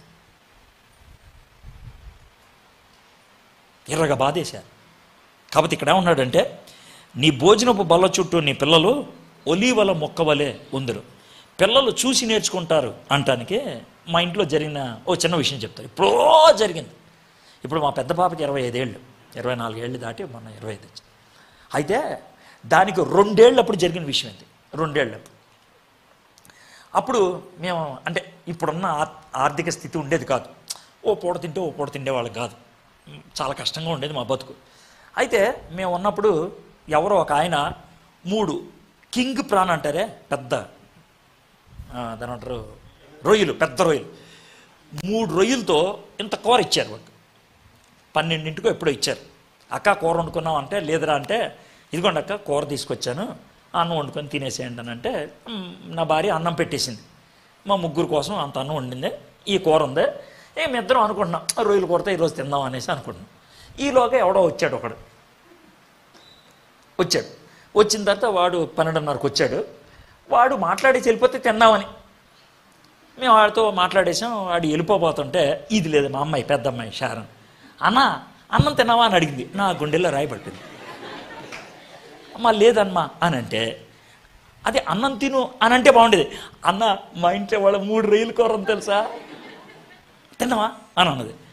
అని అంటే అది ఎలాగమ్మా అంటే, అన్న మీరు అన్నం తింటే మమ్మీ నీకు రొయ్యేసి అన్నం పెడుతుంది, మరి నీకెలా వస్తుంది రొయ్య అని అంటే, నీకెందుకన్నా నువ్వు తినే అని అన్నది. ఆ వాడు చాలా గుచ్చుకొచ్చాడు షారన్. మరి మమ్మీ ఒక రొయ్య తీసుకుంటుంది, డాడీ ఒక రొయ్య తీసుకుంటాడు, నాకు ఒక రొయ్య వేస్తారు, 3 రొయ్యలే ఉన్నాయి అన్నావు కదా, మరి ఎట్లా అంటే, అన్న నీకు ఒక విషయం చెప్పంటావా, మా డాడీ నాకు రొయ్య ఇవ్వకుండా తినలేడు, ఓ మమ్మీ నాకు రొయ్య ఇవ్వకుండా తినలేరు, మరి ఎట్లాగా? ఏం లేదు అన్న, మా మమ్మీ తన రొయ్యలో ½ నాకు ఇస్తుంది, మా డాడీ తన రొయ్యలో ½ నాకు ఇస్తారు, వాళ్ళిద్దరు హాఫ్ ఆఫ్ తింటారు, మనకే ఫుల్, మీకు కూడా ఫుల్. కానీ నాకు అప్పుడు అర్థమైందేంటి తెలుసా, మా ఇంటికి వచ్చిన వాళ్ళకి మేము పెట్టడం చూసి మా ఇంటికి వచ్చిన వాళ్ళకి పెట్టాలి అనే బుద్ధి వచ్చింది. ఇతరులకి ఇవ్వటం పిల్లలు చూస్తే వాళ్ళు కూడా ఇస్తారు. దేవునితో గడపటం పిల్లలు చూస్తే వాళ్ళు కూడా దేవునితో గడుపుతారు. ప్రార్థన చేయటం వాళ్ళు చూస్తే వాళ్ళు కూడా ప్రార్థన చేస్తారు. ఇంట్లో ఉండి డాడీ లేరు అని అబద్ధం ఆడితే వాళ్ళు కూడా అబద్ధం ఆడుతూ నేర్చుకుంటారు. పిల్లలకి మనం చెప్పి నేర్పించడం కాదు, చూసి నేర్పించాలి. అది ఇక్కడ 3వ వచనంలో. ఇప్పుడు 4వ వచనం. యెహోవా యందు భయభక్తులు గలవాడు ఈలాగా ఆశీర్వదించబడు. బాబు, ఆశీర్వదించబడాలంటే ఇదయ్యా పరిస్థితి. భర్త కుటుంబాన్ని కట్టుబెట్టి ఉండాలి, భార్య ఒలివ మొక్క వల్ల లోన పుష్పిస్తూ ఉండాలి, పిల్లలు ద్రాక్షవల్లిలాగా, పిల్లలు ఒలివ మొక్కల్లాగా ఆత్మీయంగా ఎదుగుతూ ఉండాలి. అప్పుడు కుటుంబం ఆశీర్వాదం. ఎంత క్లియర్గా ఉంది సార్. ఇలాంటి కుటుంబం ఆశీర్వాదంగా ఉంటే అక్కడితో ఆగిపోదు. 5వ వచనం. సియోనులో నుండి యెహోవా నిన్ను ఆశీర్వదించును, నీ జీవితకాలమంతయు యెరూషలేమునకు క్షేమము కలుగుట చూచిపెచ్చు. గుర్తుపెట్టుకోండి, కట్టుదిట్టమైనటువంటి భర్త, కుటుంబాన్ని కట్టే భార్య, ఒలీవ మొక్కల్లాంటి పిల్లలు ఉంటే కనుక ఆ కుటుంబం, జాగ్రత్త వినండి, ఆ కుటుంబం అలాంటి ఆశీర్వాదకరమైన జీవితం జీవిస్తున్నట్లయితే గుర్తుపెట్టుకోండి, ఖచ్చితంగా వాళ్ళు ఏ సంఘములో అయితే ఉంటారో ఆ సంఘానికి వాళ్ళు ఖచ్చితంగా ఆశీర్వాదం అవుతారు. అంటే ఎలాగ ఆశీర్వాదం అవుతారు? పాస్టర్ గారికి డబ్బులు ఇచ్చేయటం ద్వారా కాదు, లేకపోతే పాస్టర్ గారిని నెలకోసారి పిలిచి భోజనం పెట్టేయటం ద్వారా కాదు. ఆ సంఘములో చురుకైన పాత్ర పోషిస్తారు. ఎట్లాగైనా సరే చేపలు చూడతారు, లేకపోతే ఇలాంటి సహవాస కూడికైతే ఉల్లిపాయలు కోయడానికి వస్తారు, ఉల్లిగడ్డలు కోయడానికి, ఏదో పని చేస్తారు. దేవునిలో ఉన్న కుటుంబం సంఘములో చొరవగా ఉంటారు. పాస్టర్లు ఏ కుటుంబమైనా మీటింగ్కి ఎంతో బలవంతం చేస్తే కానీ రావట్లేదనంటే దేవుడికి వాళ్ళకి ఉండాల్సిన సంబంధం సరిగ్గా లేదు. భార్యాభర్తల మధ్యన సంబంధం సరిగ్గా లేదు. భార్యాభర్తల మధ్యన సంబంధం సరిగ్గా లేకపోతే 10 మంది మధ్యకి కలిసి రావడానికి ఇష్టపడరు. భర్త ఒక చోట ఉంటాడు, భార్య ఒక చోట ఉంటుంది, వాళ్ళు పక్క పక్కన ఉండడానికి ఇష్టపడరు. అది జబ్బు, అది జబ్బు. అందుకని ఎప్పుడు తోకలాగా భర్త పక్కన ఉండటం అని కాదు, కానీ వాళ్ళ యొక్క కలయికలు, వాళ్ళ యొక్క మనుషులతో మాట్లాడే తీరులో తాను మాట్లాడితే భర్త గురించి చెప్పకుండా ఉండదు, ఆయన మాట్లాడితే భార్య గురించి ప్రస్తావించకుండా ఉండలేడు. ఆ విధంగా మాటల్లో వాళ్ళు జ్ఞాపకం చేసుకుంటూ ఉంటారు. ఎందుకనంటే నా భార్య నాకు విలువిచ్చింది, ఆమె ద్రాక్షావల్లి కాకపోతే నా పందిరికి అర్థమే లేదు. నా భర్త నాకు గౌరవాన్ని ఇచ్చాడు, ఆయన లేకపోతే నాకు పేరే లేదు. ఎంత బాగుంటుందో చూడండి. అలా గౌరవించే తండ్రి, విలువిచ్చే తల్లి ఉంటే కనుక పిల్లలు మా అమ్మ మా నాన్న అని చెప్పుకోవడానికి ఎంత ఆనందిస్తారో, ఎంత ఆనందిస్తారో. వాళ్ళు సంఘానికి ఆశీర్వాదం అవుతారు. సియోను నుండి దేవుడు ఆశీర్వదిస్తాడంట. అంటే అక్కడి నుంచి సంఘము ద్వారా వాళ్ళకు ఆశీర్వాదం, సంఘానికి వాళ్ళ ఆశీర్వాదం. ఇంకా చివరిది, నీ పిల్లల పిల్లలను నువ్వు చూచెదవు. 6వ వచనం. ఇశ్రాయేలు మీద సమాధానము ఉండునుగాక. సియోను అనేది మందిరానికి సూచన అయితే, యెరూషలేము అనేది సంఘానికి సూచన అయితే, ఇశ్రాయేలు అనేది దేశానికి సూచన. కాబట్టి విలువలు కలిగినటువంటి కుటుంబం వాళ్ళు ఏ కాలనీలో ఉంటారో ఆ కాలనీకి దీవెన. విలువైనటువంటి కుటుంబం అన్నా అనుకో, ఆ కాలనీలో ఏ గొడవ వచ్చినా ఎవరి దగ్గరికి వెళ్తారు? ఆయన దగ్గరికి వెళ్ళి మాడదాంరా, ఆవిడ దగ్గరికి వెళ్ళి మాడదాంరా అంటారు లేదా? నువ్వు పోటీ పడితే వచ్చే పెద్దరికం కాదు, అడిగి తెచ్చుకున్న పెద్దరికం కాదు, డబ్బులు ఇచ్చి తెచ్చుకున్నది కాదు. నీ జీవితం నీకు ఇప్పించిన పెద్దరికం, నీ బతుకు. వాళ్ళు ఆ కాలనీకి దీవెన, వాళ్ళు ఆ ప్రాంతానికి దీవెన. అపార్ట్మెంట్లో ఉండే వాళ్ళలో ఒకళ్ళిద్దరు ఉంటారు అలాంటి కుటుంబస్తులు, పెద్దోళ్ళు ఎప్పుడు కలిసి వెళ్తారు, చక్కగా ఉంటారు. ఆ పెద్దోళ్ళు వాళ్ళు మన పార్టీకి వస్తే బాగుంటుంది, అలాంటి వాళ్ళని పిలవడానికి ఇష్టపడతారు, అలాంటి వాళ్ళని కూర్చోబెడతానికి ఇష్టపడతారు, అలాంటి వాళ్ళు ఒక మాట చెప్తే వినాలని ఇష్టపడతారు. ఎందుకంటే వాళ్ళ బతుకులు చెప్తున్నాయి, వాళ్ళ బతుకులు. ఇదండి కుటుంబ వ్యవస్థ. 6 వచనాలు. అన్ని విషయాలు కవర్ అయిపోయినా లేదా 6 వచనాల్లోనే అన్ని విషయాలు. మీ కుటుంబాలు అలా ఉంటున్నాయా? భర్తలు మీరు అలా ఉంటున్నారా? భార్యలు మీరు అలా ఉంటున్నారా? పిల్లలు మీరు అలా ఉంటున్నారా? ఆలోచించండి. ఒకవేళ లేదు అనుకుంటే మీరు ఒకసారి పరిశీలన చేసుకోవాలి. ఒక చిన్న సంఘటన చెప్పి నేను ముగిస్తాను. ఒకసారి ఒక కాన్ఫరెన్స్కి వెళ్ళాను, మీటింగ్, పెద్ద మీటింగ్, 5-6 వేల మంది ఉన్నారు. ఊకే పిల్లలు ఇలా గొడవ చేస్తారనేసి పిల్లల్ని మాత్రం వేరుగా రోజు క్లాసులు నడిపించేవాళ్ళు. 3 రోజులు అయిపోయిన తర్వాత 4వ రోజు మొత్తం 260 మంది పిల్లలు, వాళ్ళందరినీ స్టేజ్ ఎక్కించి, వాళ్ళకి సండే స్కూల్ పాఠాలు నేర్పించినటువంటి టీచర్లు ఉంటారే వాళ్ళందరూ స్టేజ్ ఎక్కి, అందుట్లో పెద్ద ఆయన మైకి తీసుకొని ఏమన్నాడంటే, ఈ పిల్లలు ఈ 3 రోజులు చాలా పనులు చేశారు, చాలా విషయాలు నేర్చుకున్నారు అని పాటలు పాడిచ్చారు. అంతా అయిపోయిన తర్వాత చివరిలో ఒక మాట అన్నాడు, ఈ పిల్లలు వీటన్నిటితో పాటు ఇంకో పని కూడా చేశారు. ఏంటనంటే వాళ్ళ అమ్మ నాన్నకి ఒక వర్తమానం ఇద్దాం అనుకుంటున్నారు. మా పిల్లోడు నాకేమిస్తాడు వర్తమానం, నా కూతురు నాకేమిస్తుందని ప్రతి తల్లిదండ్రులు ఉన్నారు. అయితే మీ అందరి పిల్లల తరపున నేను మాట్లాడతాను అని అతను అన్నాడు. ఏమన్నాడంటే, మేము ఓ పని చేసాం, 260 మంది ఉన్నారు ఇక్కడ, అందుట్లో 244 మంది చదవటం రాయటం వచ్చిన వాళ్ళు. వీళ్ళందరికీ ఒక చిన్న కాగితం ఇచ్చి ఒక ప్రశ్న అడిగి ఆ ప్రశ్నకి ఆ కాగితం మీద జవాబు రాయమన్నాం. 244 మంది జవాబు రాశారు.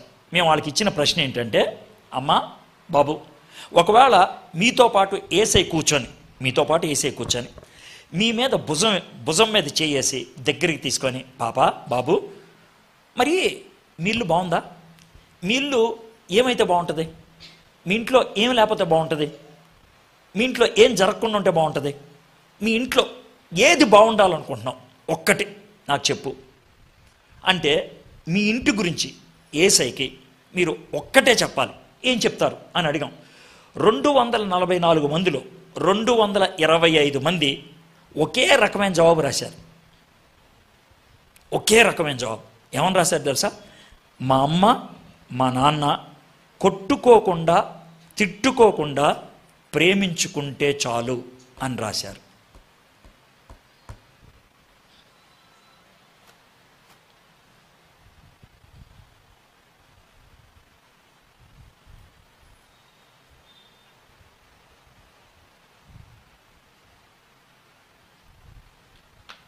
ప్రార్థన చేసుకుందాం.